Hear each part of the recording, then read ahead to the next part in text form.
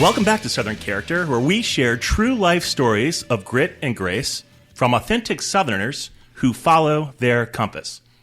I'm your host, James Lewis, and today I'm in Woodstock, Georgia, at Mad Life Stage and Studios with the frontman of Cowboy Mouth, lead singer, drummer, songwriter, producer, author, father, I could keep going here, perpetual king of Mardi Gras. I sound pretty busy.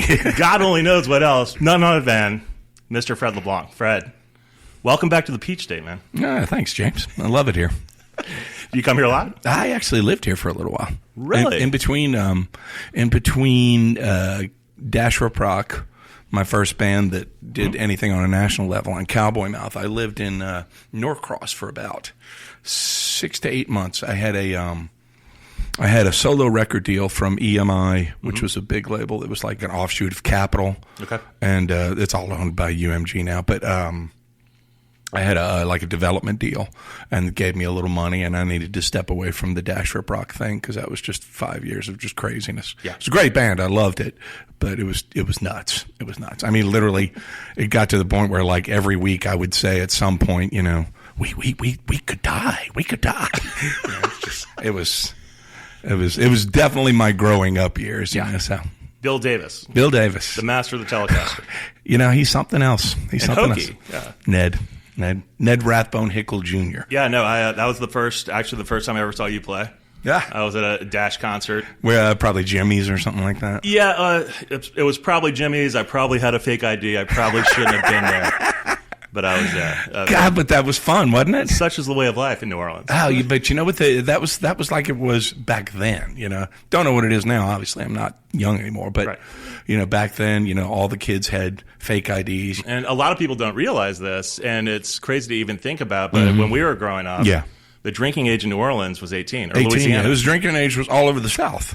That enabled like not only Dash Rip Rock but Cowboy Mouth, you know, to really get a foothold in a lot of these, you know, kids because it gave them something to do, and it created this whole subculture of not just based around drinking, but based around socializing, based around having fun, based around cutting loose, yes, and all that, you know, which is basically where Cowboy Mouth exploded out of, you know, that southeastern kind of, you know, ballroom kind of circuit, which is I'm very thankful for to this day. Yeah.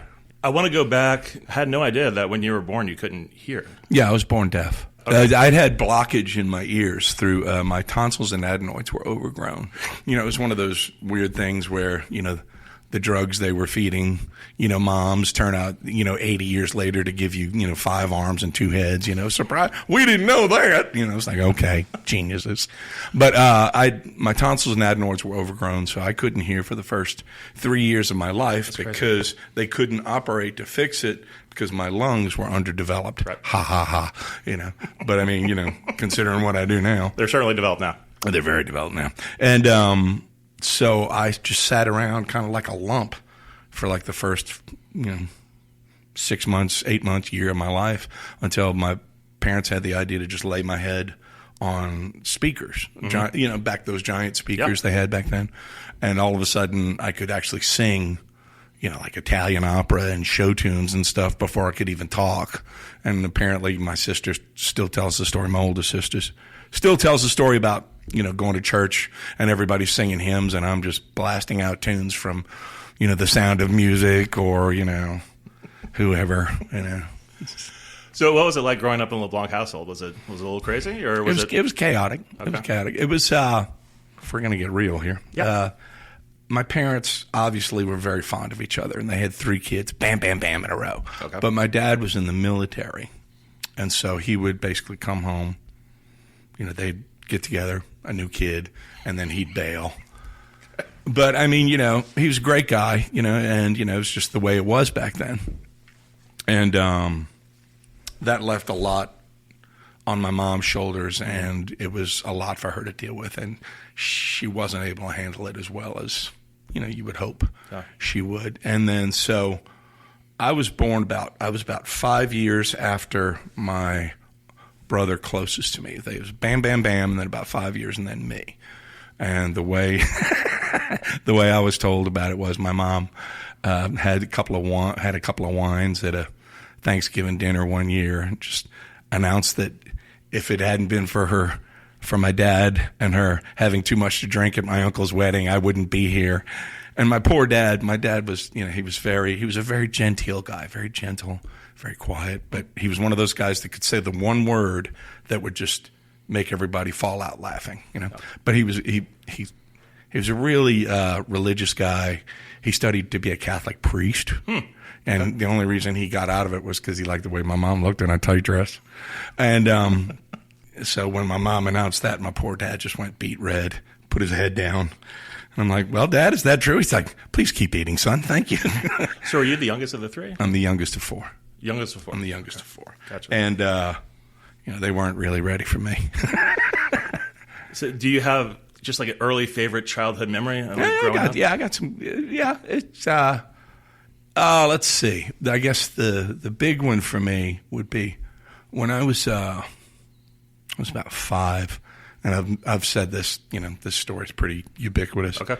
I was a big fan of Sesame Street coming up and the main reason I liked it was because there was this character named Oscar the Grouch who lived in a garbage can, never cleaned up his room, told everybody off, and I thought, man, that's my hero. That's my spirit animal there. So when I was about 5 years old, for Christmas, my brothers wanted, my oldest brother wanted some books. My closest brother to me wanted like football gear. My sister wanted dresses, and they had, and they asked me what I wanted. I said, I want a big old green garbage can, like Oscar the Grouch. And from Christmas, fifth Christmas, in my corner, there was a giant, big old green garbage can. And that was back when they made the garbage cans out of metal. Oh, wow. Yeah, that's right. And my mom had painted it green, and it was great. And I just jumped in it and disappeared for about an hour. Nobody knows what I did in there. I don't even remember what I did in there. And my parents were telling people, oh, you got to get your kid a garbage can for Christmas because he loves it, And everybody in the neighborhood, well, the LeBlancs, they're kind of different. And my mom loved it until I turned it over one day and started beating on it. And I was like, ooh, I like this. Right. I like the way this feels. And then it was all downhill from there. So was that the entree into the drums? I mean, what? More or less. The music thing with the deafness, because combined with, I've just always had an instinct for playing drums. Okay. I can play, guitars, bass, piano, all that stuff, and obviously I sing, but I've always been a drummer at heart. Okay. And that's where I lean. So when you were in high school in New Orleans, you went to Jesuit high school, Fighting Blue Jays. Did you play in the band? Did you play? No, okay. I was pretty much a misfit. I didn't fit in anywhere. Okay. High school was not. It wasn't really a positive experience for me, although I think it is a positive experience now that I went there, because I still have a lot of people I know from that class. Mm-hmm. And the way schools are in New Orleans, it's very much a different world in that, it tends to kind of define your social strata. Yeah, those were about the word. That was the words I was about to use, actually. Yeah, and it kind of defines it more or less for the rest of your life, which is kind of strange. But I'd gone to Jesuit. My two brothers had gone there before me, and but I was I didn't really buy into the whole thing. Mm-hmm. I appreciate it now, years later, because of the community and the sense of community and the way that everybody kind of watches out for each other. But at the time, I was kind of like, I don't know all about all these rules. This seems like BS, And I just kind of saw, I had enough, for lack of a better term, insight into kind of seeing things not as institutions of higher learning as much as control systems. It's kind of like, this is trying to make me something I don't want to be, and I'm not really sure I want to do this. Yeah. And for me, that was always kind of the thing. I've always been kind of a, forgive the cliche, but kind of a free spirit. I like to go my own way. I've never, I've known a lot of musician friends who have done really well, who've had amazing success, and I'm very happy for them. And that's great, but I've always wanted to just go my own way and do my own thing my own way. Yeah. You know, and it's never really been about what the material rewards can be in this gig. And whenever I've leaned on those, it bites me in the ass. Does that make sense? It does. Yeah. It's funny because I was just in New Orleans a couple of weeks ago for Mardi Gras. For Mardi Gras! The Mardi Gras, bro. And I met some new people who were also from New Orleans, and they were like, well, where did you go to school? I'm like, can we just be people? You know, Yeah. Can we just because as soon as I tell you, you're going to see me in a different way. Yeah. And anyway, so I totally get that. So... Oh, I can see that by the haircut. You got me. All right. It's all right. It's nothing wrong with it. Be proud of who you are, James. No, I am. All right. And no, same thing. Great experience, but had to go my own way. You have to go your own way. So did you join the Backbeats while you were a Jesuit, or was that after? No. What happened was I was in high school, and people knew I played drums. My brother had some garage bands. You know, I played with some of the neighborhood kids, but it never really went anywhere. But I had a real drive to do it, and I knew I was like, okay, I'm good at this. I don't know what it is, but I know I can do this. And it was just I had that drive as a drummer. I finished high school. I was working in a used record store in Harahan, Louisiana, called the Gold Mine, and I got this job when I was about 11 years old. And the guy just took a liking to me, and it was my job to alphabetize 200,000 albums and singles used in this crappy warehouse in the middle of downtown Harahan, Louisiana, for like $2 an hour, and then $10 in albums or singles, So it was a lot of my age group was listening to whatever was coming up at the time, late 70s, early 80s. Okay. They'd be listening to Journey or Led Zeppelin or whatever. Great bands that I appreciate now, but once again, when it's forced on you by the multimedia complex trying to convince you that this is wonderful, I'm always going to be like, I don't know about that. Yeah. Let me look at this through my side eye here. And but the music I was finding was like, anything I saw that looked interesting. It's like Bo Diddley. Oh, this looks pretty cool. Let me put it on. Whoa! Jerry Lee Lewis. Oh, this looks interesting. Whoa! Patsy Cline, Howlin' Wolf, early Elvis, Son, all the old stuff, Eddie Cochran, a lot of the blues stuff, Muddy Waters, all that stuff. It just really hit a chord with me on an emotional level. Not that I knew what it was like to be, a poor white guy or a poor black guy in sharecropping Mississippi or Memphis or Chicago, but I related to the emotion. And that was the thing that really got to me about a lot of this music, that I found that a lot of the music that was coming up at that time didn't really translate for me. The emotion of, I can appreciate something like Led Zeppelin now because musically it's just phenomenal. Right. But the emotion of it just didn't really exist for me. It was kind of like, it was almost clinical. You listen to that stuff, it doesn't really get you in the feels. And it wasn't till I was turned on to kind of punk rock. I was like, I had a buddy of mine in high school, and he made me take home the Clash's first record. I was like, I don't want to listen to this punk crap. I was in my own world, kind of doing the blues and country and rockabilly thing. I don't want to listen to this punk crap. And he threatened to kick my ass. So I took the album home and listened to it, and I was like, wow! And it was like, it was everything I'd felt. Everything I felt at that moment, and then from the Clash, I learned about the Jam, the Sex Pistols, all that other stuff. It's great, and it really lit a fire into me. And that was kind of the path I pursued musically, not punk rock per se as a musical form, but as more of an attitude. Okay. As more of an attitude of just like, don't go the normal way. Whatever way the crowd goes, maybe go left, or maybe go right, or maybe turn around. Just don't, and it's always been kind of the thing with anything I've done as far as professionally, whether it's Dash Rip Rock, whether it's Cowboy Mouth. Whenever I took the normal routes for success, I would always fall on my face. Okay. But whenever I did something different or unique or unusual, that's when we would succeed. So I kind of learned that lesson early on. And that was the thing with punk rock that really stuck with me.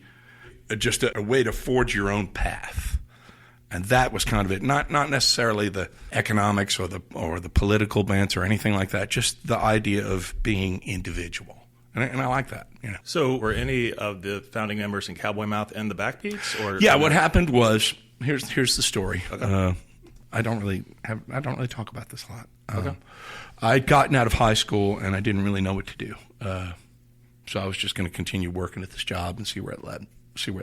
I didn't want to go to college because I just thought it would just be wasting money that I didn't really have. I mean, I had a little money saved through like a family trust thing, but you know, it wasn't like a lot, but it was enough to kind of get me started if I wanted to do something. And so I tried college for about 2 weeks, and it's like, no, let's not waste anybody's time. Sure. You know. Yeah. And so my older brother David, who's the one right closest to me by 5 years, he had some friends who were kind of trying to get a band going. And one of them was a guy named John Herbert, who his mom and my mom were friends, and the Herberts had a bunch of children, and David was friends with John and Greg, and I was in the same class with Larry, but we were never really close. You know, we knew each other, but we weren't close. I was never cool enough. But through John Herbert, I met Paul Sanchez, and they had a band called Godot, Godot, which was something they were trying to get off the ground. And it was during that time period, and you may not be old, you're definitely not old enough to remember this, but in New Orleans in the early 80s, there was a kind of a flurry of new wave music activity.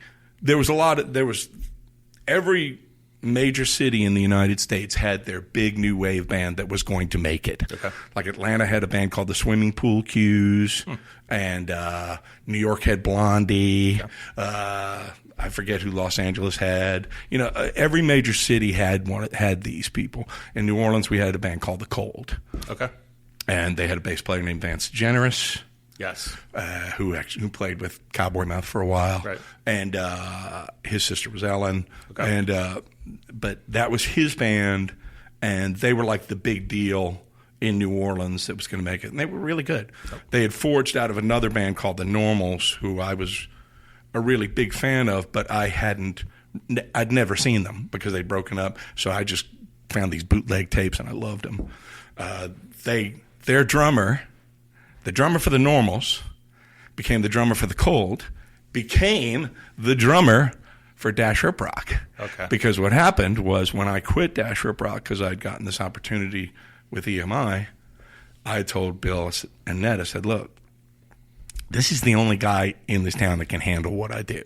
This is the only guy that can come close to it. Not that, and I meant on a physical level. Mm-hmm. You know, I mean, on a talent level, he's way beyond me. But, you know, on a physical level, you know, you need somebody. You can't just get some dipshit drummer. You have to get somebody who knows what they're doing. Yeah, yeah. And, you know, and so they got him. And, you know, those bastards, for the next few years, they got even bigger, which really pissed me off. No, but Chris was in the band for a year, and you know, I was really glad to be able to, you know, say like, hey, you know, it was kind of like my way of paying him back because he was always nice to me. He kind of saw, you know, something scruffy in me, and he was always very generous with his time and, you know, and advice and things like that. So there was this little kind of almost incestuous scene in New Orleans of like new wave bands, and then Godot. We never played to anybody. Okay. Nobody liked us. We just didn't know what we were doing. So we had to put in our apprenticeship, and John Herbert eventually kind of fell by the wayside in terms of being an equal influence. And, you know, Paul and I were very ambitious. Mm-hmm. And so, but we ended the Godot thing. It was basically just, hey, let's change our name. And we came up with this name, The Backbeats, because it was like, all right, whatever, from the Chuck Berry song. And it's first started out as kind of like a little punk rock rockabilly thing. We were just playing these songs we loved. Mm-hmm. You know, it's kind of like, hey, you love this song? I love this song. Let's play it fast. Yeah. And it was like all of a sudden we started getting notice around town. Understand, we'd been playing for like 2 years, and there'd be gigs we'd play to for like one person. I mean, like one person, you know, it's just, and I was telling my boy not too long ago, I said, son, in this, in any business, you have to give everything you got. Mm-hmm. I said, your dad's played in front of 150,000 people, and your dad's played shows in front of one person. He goes, really? I said, yeah. I said, you know what I did at both those shows? He says, what did you do? I said, I kicked fucking ass. That's what I did. So we changed the name of the band to the Backbeats, and it was fun. And all of a sudden, we started getting attention on a local level. We didn't tour or anything like that. Like we went from playing from one person to maybe 50, which was like a big deal. But it still really wasn't quote unquote going anywhere. But we were young enough not to know any better. Mm-hmm. And then just one by one, we started kind of changing members of the band to try to make it go somewhere. And eventually, we had gotten after the Cold had broken up. And this was a big deal in New Orleans. You have to understand this was a really big deal. The Cold were like big deal. They were, as I say, world famous in New Orleans. Okay. And they were great at what they did, too. They really were a tight band. They had this lead singer. Her name was Barbara Menendez. And she was not only a really excellent singer, but she was just a phenomenal show person. She could put on a show. She was really spectacular. But I was never really a big fan of what they did, simply because I didn't really see the desperation in it. It was clean. Mm-hmm. It was very well put together. It was powerful in terms of being a potent product, but it was like we had a guitar player named Matt Jones in the band a while back, and he was a great player, right? Really technically fluid, really great player, great guy. And he's actually going to come and sub for a couple of shows. Nice. In the next couple of months or so. And but he's really one of those technically proficient players. Mm-hmm. And he always used to get irritated with me because whenever we'd record, he'd lay down a flawless track. And it's like, Fred, how was that? It's like, yeah, that's really good.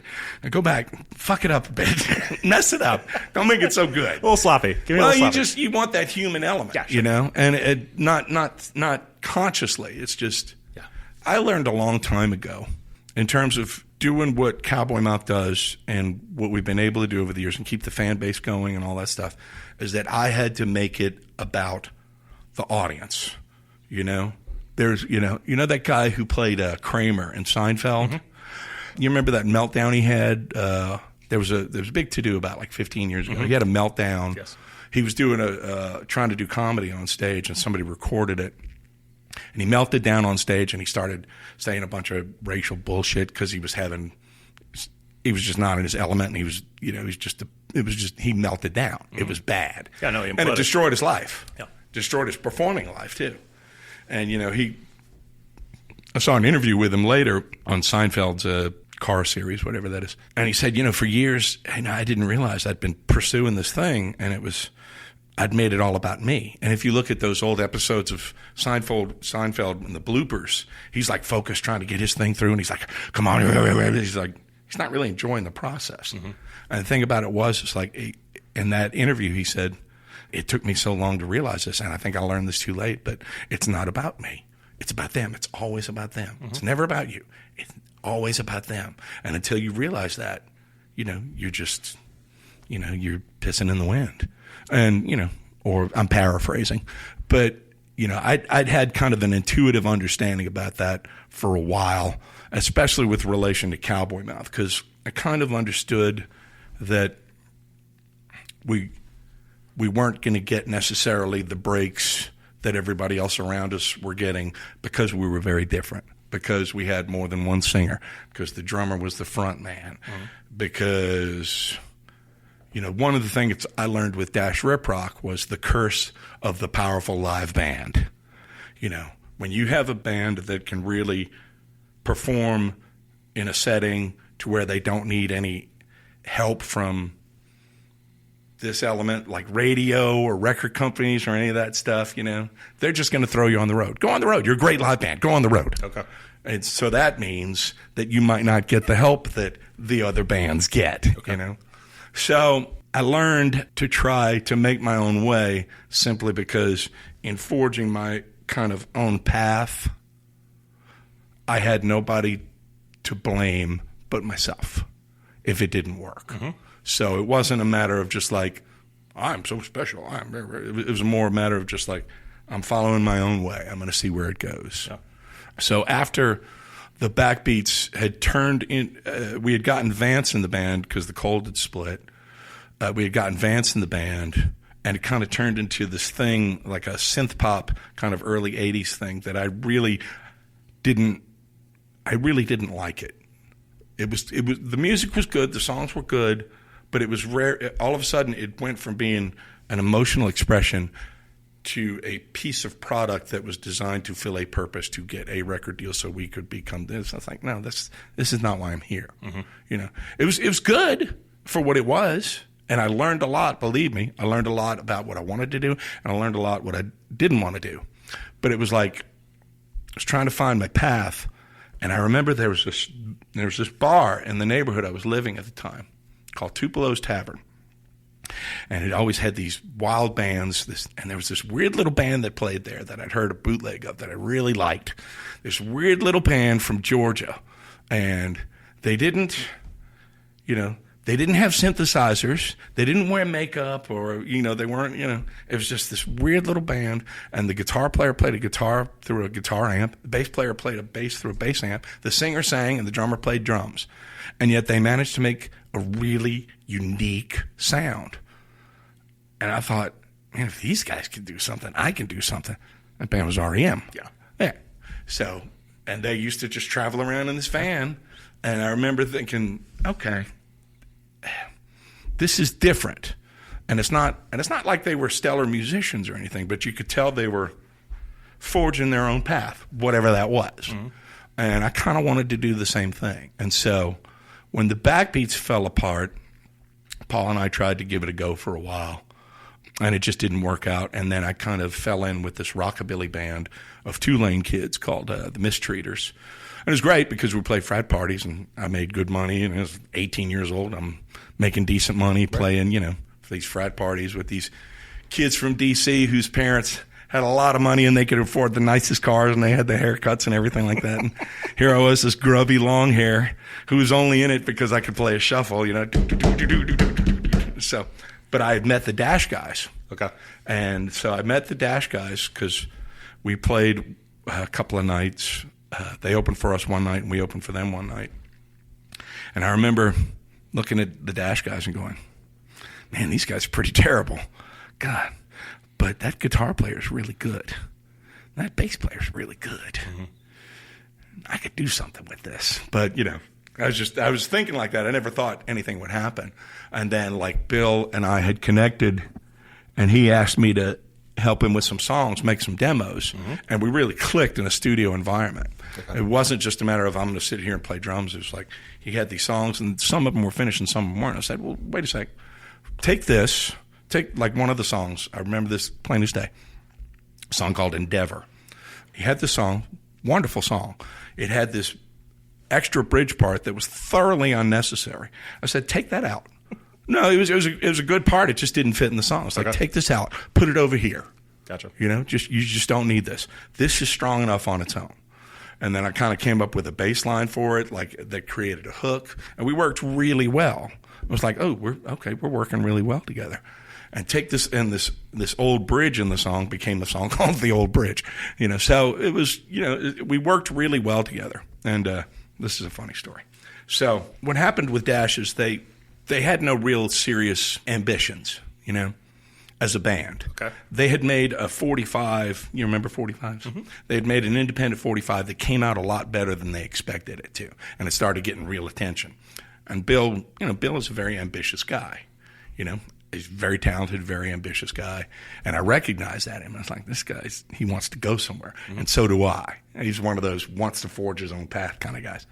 So anyway, here's what happened. I had moved to Georgia because I knew had a bunch of buddies over in Athens who were part of like music stuff there, but they were still in college. Guys like Dave Barbie, a guy named Alan Connor, who's a musician and runs a restaurant here in Atlanta. A bunch of guys. This is like early mid-'80s. Just trying to find my way. And I was working at a Jiffy Lube. Oh, God, what a nightmare. My boss was this guy who had these T-shirts, with skulls on them, kill them all, let God sort them out, Nice. And, they let somebody like me work at a Jiffy Lube. I started a car without any oil in it once, and the customer didn't see it. And the guy's like, don't worry, they didn't see anything. It's like, okay, maybe I shouldn't be working here, But so Bill called me one night, just drunk as hell. Fred, come on. Join my band, Fred. Join my band. And we had made some demos. Mm-hmm. He had asked me to play on some demos, and they were starting to get some notice. I was like, sure, man, okay. Quit my job. Left my place here. I was living with my aunt here, and I'd moved back to New Orleans to where my girlfriend I'd left behind, Jenny, was waiting for me. Okay. And so I go back. I'm like, great. And so Bill calls me. It's like, all right, we got rehearsal. Meet at Hokey's apartment at 3:00. Okay, give me the address. So I go and drive from New Orleans to Baton Rouge, where Hokey lives. Knock on the door. Hokey opens the door. Hey, Fred. Hey, Hokey. How are you? I'm fine. What do you want? I'm here for rehearsal.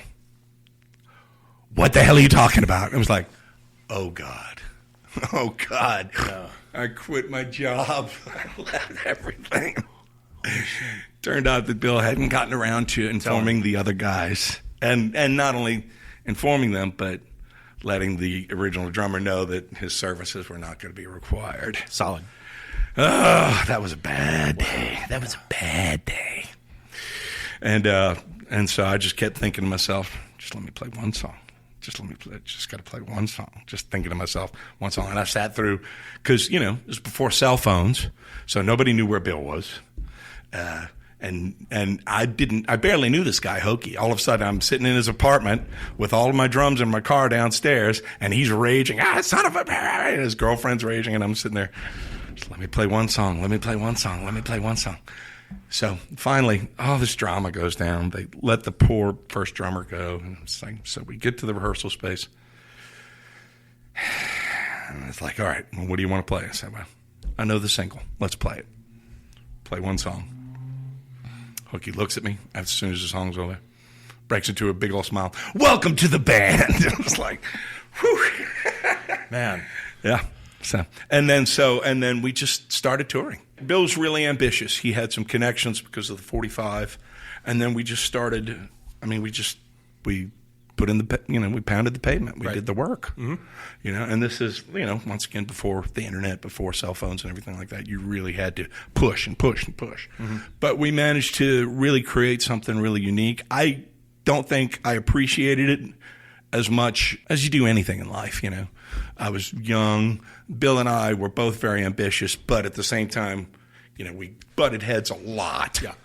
And as a result, it took me a long time to kind of get past, when I quit the band, get past a lot of, the hurt feelings and things like that. There was a lot of, I was very straight edge at the time, no drugs, no drinking. This is what I do. This is what, And, those guys, it was kind of like they just dove head first. Yeah. As a lot of people did in the 80s. It is what it is. That's not an indictment of those guys. I would have done the same thing had I been them. But, so I just, I learned a lot because I'd kind of been isolated. I didn't really know people at all. I had no personal knowledge. I had no idea of how to interact with people. In fact, let me tell you another story. And this is something I'm trying to instill in my kids right now. Hokey always had this ability. Everybody loved him. Mm-hmm. You remember? Yeah, sure. And he didn't do anything. Yeah. There was one tour we went on where he didn't say anything in the mic. It was like a 3-week tour. All he would say in the mic, he would just go up to the microphone and just smile and say, Lou Diamond Phillips, Lou Diamond Phillips. That's it. And there was such a, and he's really one of the smartest, most brilliant Zen master people I know. And we're still really close to this day. Cool. Yep. But he was one of those guys. He smoked like a chimney. He could drink like a fish. He could do all the drugs in the world. And he would say, I think I just want to stop for a month. stop cold turkey. Wow. And he did those other things because he enjoyed them, you know. And so it was like, it was really wild to watch him work with people because people just loved him. Mm-hmm. Bill was very driven. I was like a bull in a china shop. Okay. And, you know, we were both arrogant in our own ways, you know, young, crazy. And you literally had all this. You spent the first major part of your life being more or less shit on. And then all of a sudden, for whatever reason, the whole world turns around and says, "You're great." And you're like, hold on, wait a second. I don't know about this. Yeah. And it's, it creates a real strange dichotomy, and, being all of a sudden being welcome in the circles that would never have anything to do with you before. And, I just learned that was kind of human nature. I wasn't one of those. Well, no, I'm wrong. I was one of those. Once people started paying attention, you have that kind of, as the misfit growing up, you get that urge to get revenge. It's like, I'll show you. Okay. And I did that, I'm not proud of it, but I did it. But at the same time, it really left a bad taste in my mouth. So I kind of learned not to do that. And that was the big disappointment for me when alternative went mainstream in the 90s, when you had great bands like, Nirvana, sure, or even like, some of the, other bands, saying, "Oh, we're the kings now, and we're not going to you can't come to our cool kids party." And it's like, well, this is kind of the same bullshit that we were dealing with before. Right. Yeah, exactly. Why do you want to do the same thing? Don't you want to turn that around? See, because for me, it was never about being the top of the heap. It was about inviting everybody to the party.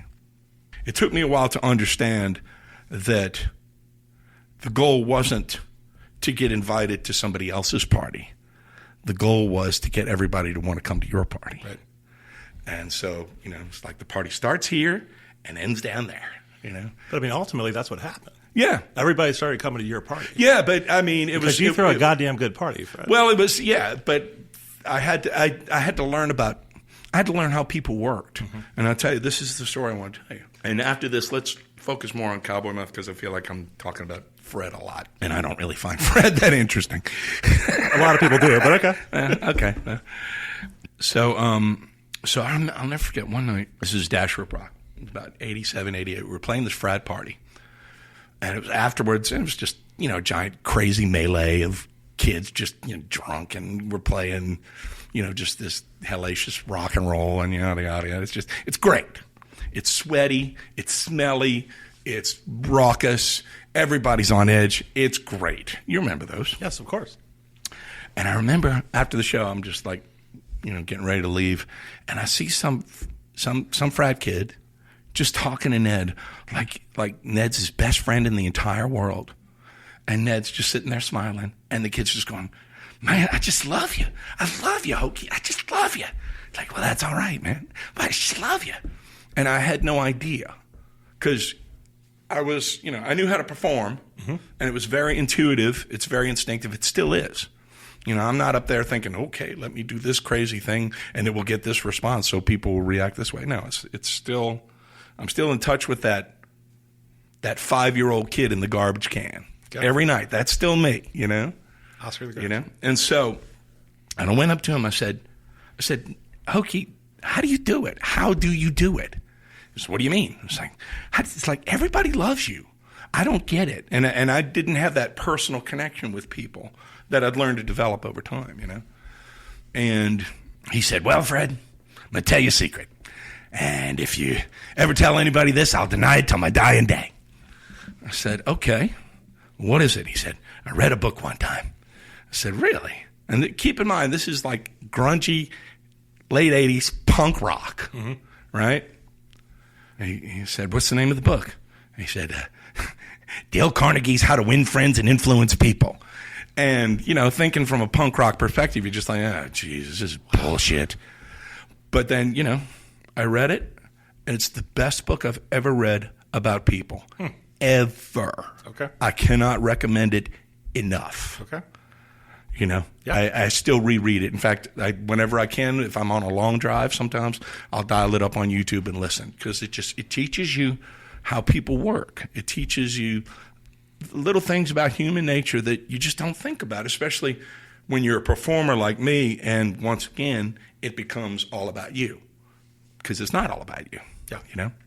It's like, and it taught me, like, listen.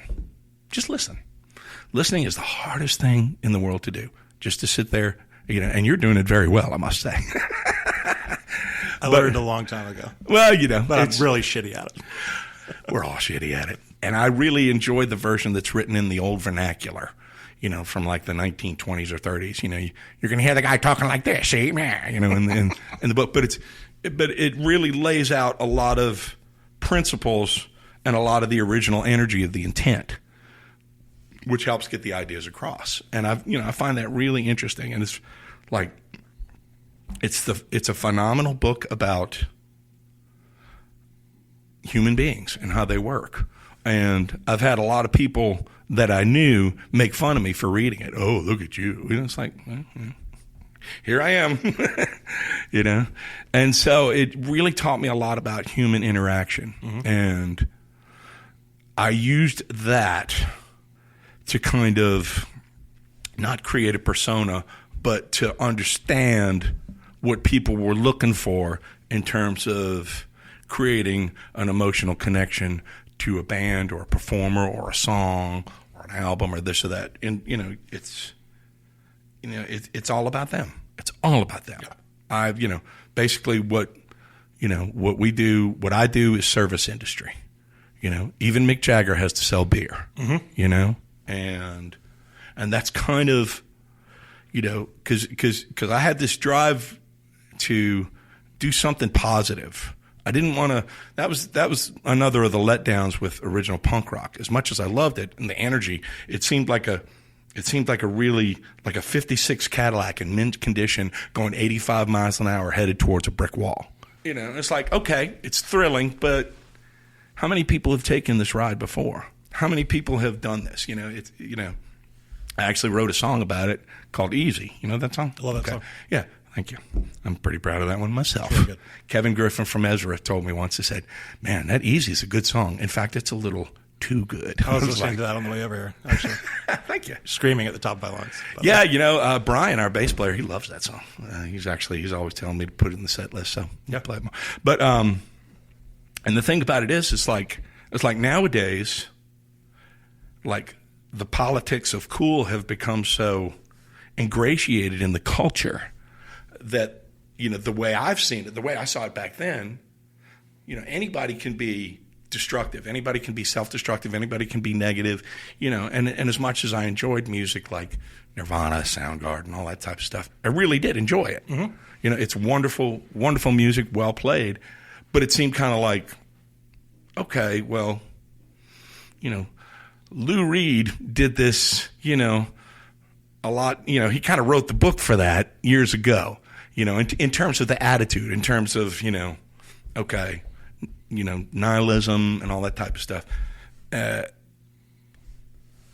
it became kind of apparent to me that the punk rock thing to do would be to be positive. And when I was putting the band together and realizing I was going to be the front man, and I'd never been a front man before.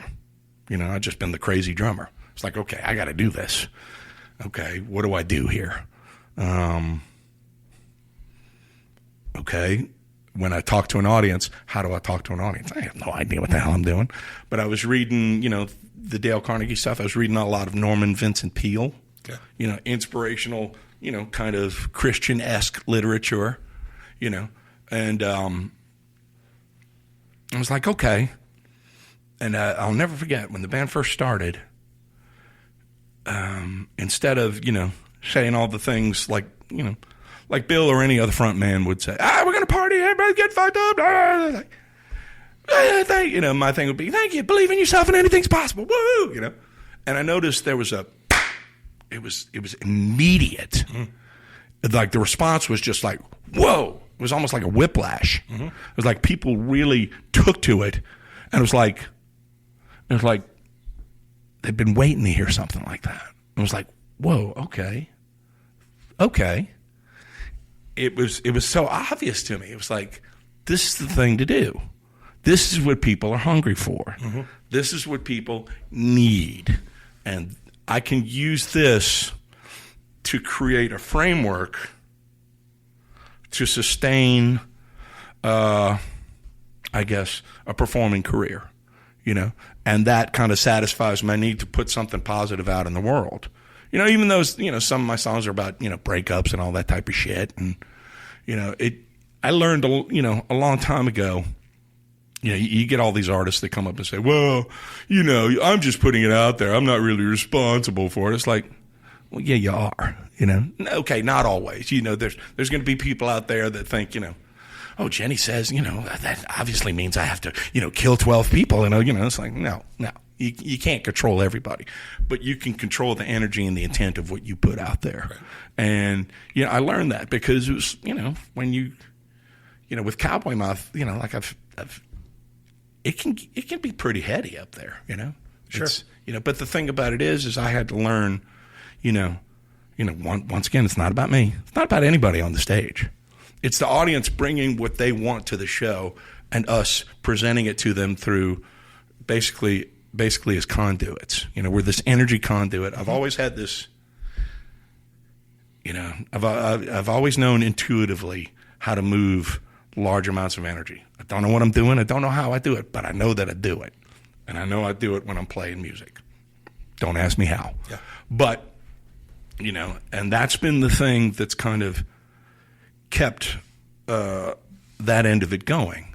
The energy that I'm able to kind of translate within myself, which kind of tends to bring out the best in everybody around me, which I'm very thankful for. It's not that I'm great at what I do. It's just I just know as a drummer and as a performer, I know enough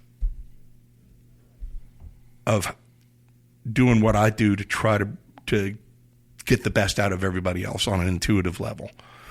You're always learning in life. You never stop learning. The day you stop learning is the day you die. I read this book. There's this great book written by Jerry Lewis. And I read this book around like the late 2000s when the band was, obviously the 90s had passed, Paul had quit, we were going through some changes and things like that. And I didn't want to stop doing it because I like it. It's not a matter of just, let's keep the 90s going. It's like, I like doing this. This is what I do. It's like, it really never mattered to me if I played in a room full of 100 people or 20,000 people. It's the same thing. I mean, yes, would I rather pay in front of 20,000? Sure, because the other guys will be happy. But, at the end of the day, I'll still do it if it's 100, or even 50. The joy for me was changing the energy in the room, bringing about something that wasn't there before, changing the whole vibe of a room, through music, through performance. And in the late 2000s, I really wasn't enjoying it anymore. It had just gotten to be a grind. And it was just like, I had to find a way to learn how to love it again because I'd stopped loving it because, it got to the point where we were just touring to tour, and you go out for 3 months and play like 5, 6, 7 shows a week and doing what I do. I was in great shape physically, but, mentally I was a mess. But I read this book by Jerry Lewis called Dean and Me. Okay. And a lot of people forget that, before Elvis, if you look in the entertainment history, like after Sinatra, before Elvis, Jerry Lewis and Dean Martin were the big act. Mm-hmm. Right? And if you ever look at some of their old videos, it's phenomenal what they get away with because all they do is fuck with each other. That's all they did. And he said the secret of their success wasn't that they were, obviously they were both incredibly talented, but what they both did was they tried to make each other laugh. And in that, the whole audience was in on the gag. I was like, there you go. There you go. That's awesome. That's it. And so I started bringing more of that to Cowboy Mouth. And I noticed and through that I was able to love it more because I was able to kind of find that joy inside of myself again and find it within the guys. And, it's all kind of worked out. Yeah. So. Next question. I've never seen anyone engage an audience like you and your band. Well, thank you. and you have a wonderful quote on your website, and I'm just going to say it. Shoot. Because it really strikes a chord with me of really encapsulates a lot of who you all are. Is on a bad night, they will raise the roof. On a good night, they will save your soul. Yeah. That's a quote from Cake Magazine. And I can't tell you, growing up, watching you guys play, watching you engage with the crowd. When I was in a cover band, I was like, okay, I'm going to do Fred LeBlanc tonight. But I would also, we would follow you guys around. And even when I moved to Atlanta after college, and you guys would come through town, like I'm telling my coworkers, have you guys ever seen Cowboy Mouth? It is like a friggin' revival. Like, we're going to go do this. So it's just amazing to me. You all are all so connected. So now it's you, John Thomas. Me, John Thomas. Brian. Bruiser. Bruiser. And a guy named Frankie G. Frankie G. Mm-hmm. So can you just kind of talk about, you all have this chemistry. How long have you all been playing together? I always have been able to, look, as far as Cowboy Mouth goes, I've been really, really, really lucky to have nothing but great players in the band. Yep. We haven't always gotten along. Obviously Paul and I had a falling out, and but I was very thankful for the time that he gave us in the band. But he always needed to kind of go his own way, and I understand that, Sure. And especially now that I'm older. But the band now, let's see, and Rob Savoy. Yeah. When he split, I was like, I don't know, is this going to work out? But then we got this bass player named Mary Lasang, who was great. Mm-hmm. And we've always had really talented people in the band because I think, for a variety of reasons, But I'm always attracted to that energy of, somebody who not wants to be in the band because they think it'd be fun, but somebody who needs to be in the band. I need this. On some level, I need this. Yeah. And that always resonates with me because you want to play on stage with performers who are willing to go that extra mile. You say connecting with an audience, right? Mm-hmm. Well, it's like I didn't have anything else. It wasn't like I was choosing to say, hey, I'm going to do this because it's fun. No, I had nothing else. It had to work because there were no options. Right. There were none.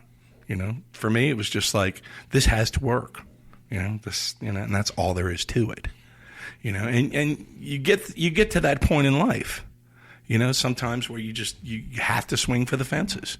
You have to give it your best shot, and it can either work out and you can say, whew, I'm glad that worked out, or it's just like, hey, I gave it my best. Yep. And the band now, Brian is a very essential part of the band. Okay. He is a lot of the engine simply because I noticed, because Brian, surprise, surprise, played with Dash Rip Rock about 10 years before he joined Cowboy Mouth. I remember that, yeah. And he always had this quality. He plays every song on bass like it's AC/DC, and I love that. As much as I would love to play with George Porter, I also wanted to play with Angus Young. Yeah. So, that's kind of the thing about Cowboy Mouth. As much as it is a product of New Orleans, voodoo shop, things like that. It's also a product of, suburb kids listening to punk rock or heavy metal too loud, mm-hmm. On shitty 8-track stereos and things. It's a balance of that. We can only come from New Orleans. Right. But like Brian is a very essential part in terms of, because he as a person, he has that drive. And I noticed that. And I was like, this guy, is he Mr. Jazzbo on the bass? Can he play? No. In fact, he's a much better guitar player than he is a bass player. But really? When he plays bass, yeah, he has a surf band on the side called Bruiser's House of Surf. They're really good. You should check them out. Yeah. But when he plays bass, there's a angst to it and a command that's just like, when I hit the drum, he plays bass like I play drums. Mm-hmm. Like, it's like, there is nothing else in the room at the moment. Right. There is no other beat. Here it is, and that's great, and Frankie was somebody we met through Matt Jones, and he's from Maryland, but he always wanted to live in Texas. Okay. So with us, he was able to move to Texas. Nice. And he loves living the Texas lifestyle. He works part-time, sometimes on a ranch, just doing ranch stuff. Okay. But He's also an incredibly talented and versatile guitar player, but he has that thing. He needed to be in the band, and I heard that in his playing. In his playing, there's a life force that just comes out, and that's what I kind of listen for. That's what I kind of look for in performers and musicians. That because it's easy to, it's not easy, but you see a lot of people who music comes naturally to them, and I personally enjoy that sense of struggle. When you hear me play the drums, it's not like, oh, this is a fluid, nice thing. It's like, that's a guy that's been through some shit, But I mean, it makes it relatable on an intuitive level because we've all been through some shit. Have you ever busted a head in a concert? Oh, always. Okay. Yeah. How many drumsticks do you go through in a night? Probably about 20. They always try to tell me to use less drumsticks. So what they did was instead of telling me to use less drumsticks because I wouldn't, they just brought cheaper drumsticks.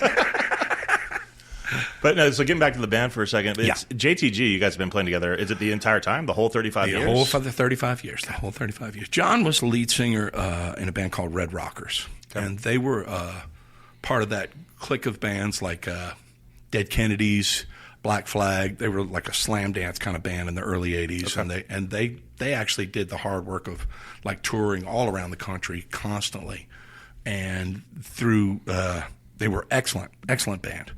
But real, like, real hardcore, And then through like a quirk of fate, they ended up getting a deal with a major label and putting out this album that, while it rocks, it's a great album, it had a lot of pop elements, and all of a sudden, this underground, slam dance band was all over MTV. So it was like kind of, whoa, okay. And John was the first rock star I ever knew. Because it was like, wow, it's John. And, I still look at him that way. And but he to be a front man, you have to have the mindset for it. And John is gifted, and he has everything a front man would be, except I think over time he lost the patience for it because there's a lot of bullshit you got to deal with. Mm-hmm. And I think after Red Rockers was done, I think he was just very content to focus more on his musicianship because he's a really talented player. In Red Rockers, he was the guy. Everybody played with him. In Cowboy Mouth, I'm the guy. Everybody plays with me. Yeah.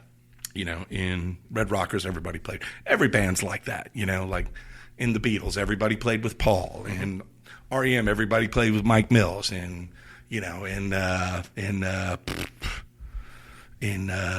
Ezra, everybody plays with Kevin. Right. Hootie, everybody plays with Darius. It's every band has one. Sure. So John was that guy, and they've done they did a reunion last year that went really well. They're doing another one this year at Tipitina's. I think it's April 5th. Okay. But John went through a lot of extreme highs and lows with Red Rockers. Not lows that's his story to tell. But I think when he got off that merry-go-round, he came into Cowboy Mouth, and this was a few years after. He did not want to sing. Paul and I had to beg him to sing. Please sing. Really? Sing lead, because he just didn't want any part of it. And it was like, and he's always been the best singer in the band. He's a great singer. Yeah, he's a really good singer. We have a new album coming out around Jazz Fest time. What's it called? Cover Your Ass. Cover Your Ass. And there's a reason for it. Love it. The reason we're calling it Cover Your Ass because it's an album of cover songs. Nice. And John, let's see, we've got some really good stuff on there. We got John does a killer version of the Who's "The Real Me." Okay. And we got the Bonerama horns to play on it. Let's see, we got the Replacements, Can't Hardly Wait, but we do the punk rock version. Okay. That was from the bootleg tape from years ago. And that's awesome. Not the nice version with the horns. It's like, and we do like a punk rockabilly version of My Way by Frank Sinatra. We did like a punk rockabilly version of I'm Gonna Be a Wheel Someday. Okay. It's a full album. I never thought we'd make an album, but there you go. But John is a incredibly gifted singer, incredibly gifted musician. But by the time he came to Cowboy Mouth, he was in a place where he just didn't want to do that in terms of being the guy anymore. So it's like, okay, great, And his story is pretty interesting. I haven't heard all of it yet, but he's been in since day one. And when things started changing as far as members go, he likes kind of relative stability. And I think the fact that, the band and the name, it wasn't a personal thing for him as much as, things change. Yeah. He'd gone through it with the Rockers and things like that. And we've been very fortunate to have great players. I can always tell when people are ready to leave because they change the way they play. Okay. They're not willing to go. They're not willing to go that extra step. It's like, this guy's going, or this girl's going, and just kind of like mailing it in, sort of. Kind of. But people change. Life moves on. I mean, the thing about a band that's so unusual is that it's a group of people that come to a physical and personal crossroads at a certain point in their life, and they may or may not create magic. And how long can you sustain this for? How long will this group of people be able to make this happen? Look at a band like The Clash. Mm-hmm. They did this for like 4 or 5 years, and then poof, it was gone. Right. And even if they wanted to, they couldn't do it now. And now that Strummer's dead, look at the Beatles. They kept this thing going for like 6 years. Look at the Rolling Stones. They still kind of have it in a way, but they've been a lot more professional and corporate minded about it, but they make it work. It's a group of people that meet at a certain point in their lives and create this thing. And nobody knows why. Nobody knows really how. I don't know how I did this. I don't know how we did this. I don't know how any other band does it.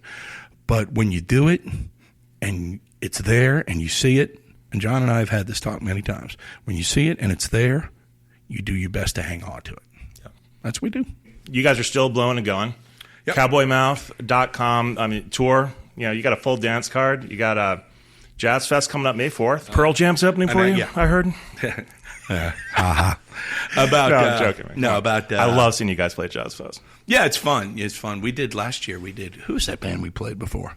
They're real popular. With the kids. Greta Van Fleet. They were really good. We played right before them, and it went really, really, really well.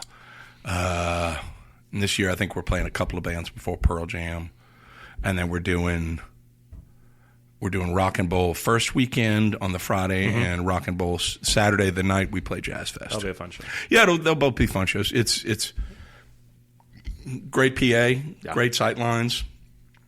It's my audience feels safe going there. Mm-hmm. They can go there and not be messed with. Yep. Not be, rolled or anything like that. They can get drunk, have a good time, and and everybody, it's all about celebration. I mean, the things I say on stage, about life being worth living, these are all lessons that I've been trying to teach myself for years, when you're in that position, not that I had a hard life, because I really didn't. But, we all have doubt, and we all struggle, on some level. Sure. It's like, nobody has an easy life. Some people have it easier, but nobody has an easy life. And, and none of us are getting out of this thing alive. But, the thing about it is when you go through the struggle of living, it makes you want to be able to share the experiences of everything you've learned. And for me, like I was talking about with the punk rock thing, turning the whole thing around of saying not, die young, leave a good-looking corpse. No, I want to live. When I turn this body of mine in, I want it used. I want it ragged out. I want it wrinkled. I want it beat up as hell. I've got so many scars all over me, and I've got great stories from every scar. Yeah. This is on the top of my head right here, it's a giant metal rod that was sticking out of a ceiling in a bar in Slidell. Okay. Over here, this is where Bill threw his guitar in the air and it slammed me in the head, and I was covered in blood. Where's that? Over here, I've got a scar on my shoulder right here from when I was hanging upside down from the ceiling of a nightclub in Austin, Texas, and I flew into a parkand light that was 1,000 degrees. I could smell myself cooking. Wow.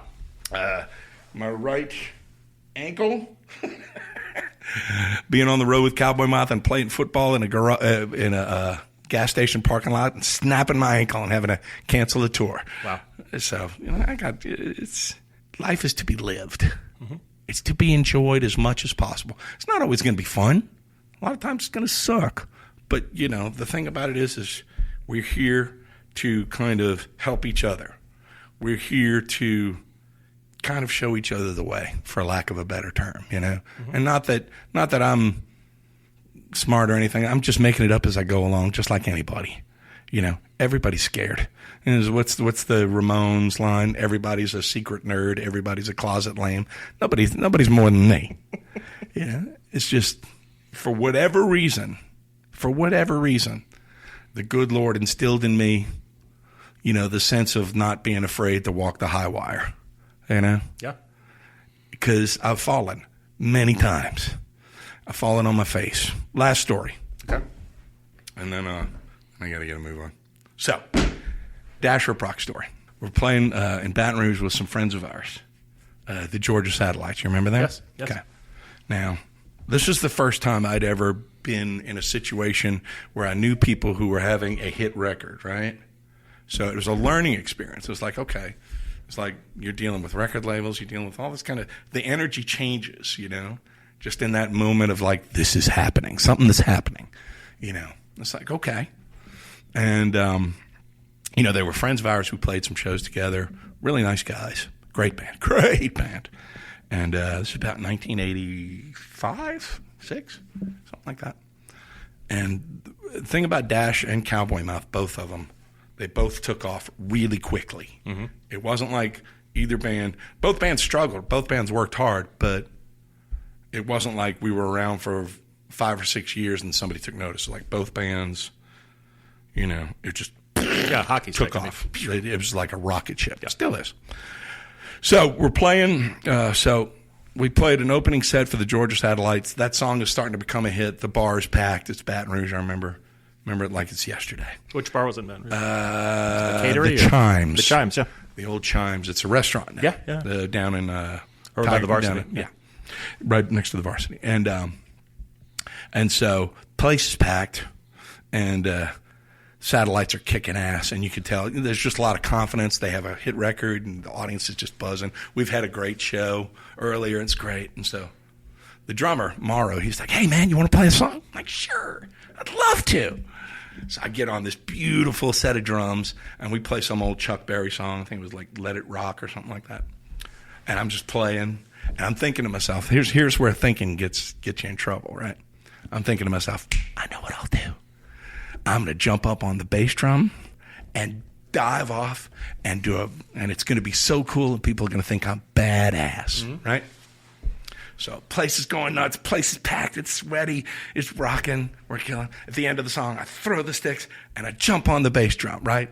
Beautiful bass drum, right? Crowd's going nuts. And I'm going to dive off and jump on the floor. And I dive. At the very last possible millisecond, the bass drum shifts because of my weight, just ever so slightly, and it throws my whole body off. There's like 800 people in this packed room, and I land face first, boom, on the stage. Wow. You know what it's like to have 800 people go, asshole? Fortunately, no. Yeah. And it's like, well, I just brushed myself up, got off, brushed myself off, got up, and it's like, okay, well, there you go. Falling off the high wire. And I've fallen off the high wire many times. And you know what? In the long run, it just doesn't matter. Yeah, that's amazing. I've never heard that story. So before we go, I have a gift for you. Oh, shit. There's the mystery box. I forgot who I interviewed. He's like, have you ever seen the movie Seven? Like, that looks like the mystery box. Jesus. So, that movie. That movie. So anyone that's a guest on the show gets a hat. Now, this is the Ferrari of trucker hats, okay?